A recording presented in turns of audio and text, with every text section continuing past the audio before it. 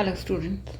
Students, you must have heard the song काले रंग दे लिबास दी शौकीनन कुड़ी दूर दूर जावे मेरे काले रंग तो means the one who likes to wear the black clothes and black in everything is going away from me because of my dark color. And the old Hindi song हम काले हैं तो क्या हुआ दिल वाले हैं. Well, I'm talking about the black color because the theme of today's poem, Telephone Conversation, lies in between the emotions expressed in these two songs, the pain, hurt of rejection, of being discriminated due to color is there, but spirit, wit, humor of accepting the reality which a speaker shows makes this poem really interesting and beautiful one with a strong message. This poem is a painful experience of Nigerian poet Wole Soyinka, who wants a home on rent in London when he went there for studies. Wole Soyinka is playwright, poet, essayist, actor, political activist who advocates equality and comes out as a champion of human rights and raises the question of identity and human values in his writings. For his contribution, he was awarded Nobel Prize of Literature in 1986. Written in 1963, this poem brings into question the inhuman racism through a dialogue between a landlady and an African tenant on telephone. So the text reads, the price seemed reasonable, location indifferent. The landlady swore she lived off premises. Nothing remained but self-confession. Ma'am, I warned, I hate a wasted journey. I'm African. Silence. Silenced transmission of pressurized good breeding. Voice.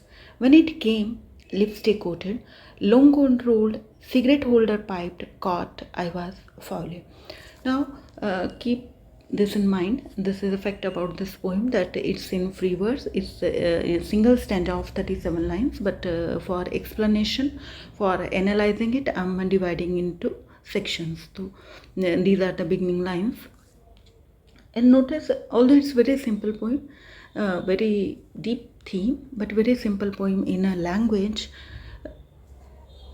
but we have to focus on the style, the technique which has been used. Now everything is okay, price okay, location, everything okay. The line for us is important. I hate a wasted journey. I'm African. I hate a wasted journey. Line number 5. That means he knows what can happen after this disclosure. In a talk show, Soyinka shared his experience when he was at London for studies that white people were not ready to share the bus seat with him because of his color.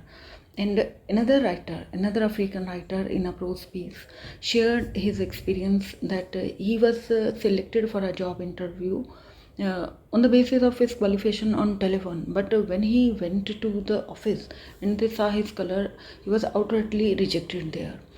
That means that happens at every stage.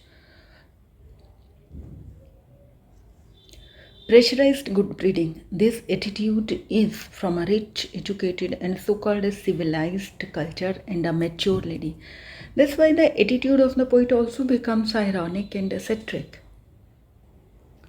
Next, how dark? I had not measured. Are you light or very dark? Button B. Button A. Stench of rancid breath of public hide and speak. Red booth, red pillar box, red double-tired omnibus squelching tar. It was real. She was really asking, how dark are you? Shamed by ill-mannered, surrender pushed dumbfoundment to beg simplification. Considerate she was. Wearing the emphasis, are you dark or very light? Revelation came. You mean like a plain or milk chocolate? It is dehumanizing, ignorant, and illogical to ask about the color of the skin of the Prospect of renting an apartment to a dark colored person becomes the act of slaying the inner worth of an individual. You will notice that more than half of the poem is concerned about the degree of blackness, to what extent his skin color is black. Her accent was clinical, crushing in its light impersonality. Rapidly, wavelength adjusted, I choose West African sepia, and as afterthought, down in my passport. Silence for spectroscopic flight of fancy, till truthfulness changed her accent. Hard on the mouthpiece. What's that? Conceiting, don't know what that is. Don't know what that is, like brunette. She wants to confirm how dark he is. Clinical and crushing. Not altogether. He is responding that I'm not brown, ma'am. Not altogether. Facially, I'm brunette. But, ma'am, you should see the rest of me. Palm of my hands, soles of my feet are a peroxide blonde. Friction caused foolishly, ma'am, by sitting down, has turned my bottom raven black. One moment, ma'am. Sensing her receiver reading on the thunderclap about my ears, ma'am, I pleaded, won't you rather see for yourself? That is the end of the poem. And it ends on a note for appeal. It's an appeal for the equality of all human race. Pathetic, tragic, and ironic that he couldn't get a house because of his color. The lady is not ready to listen to him. So, we notice that through the imaginary or real.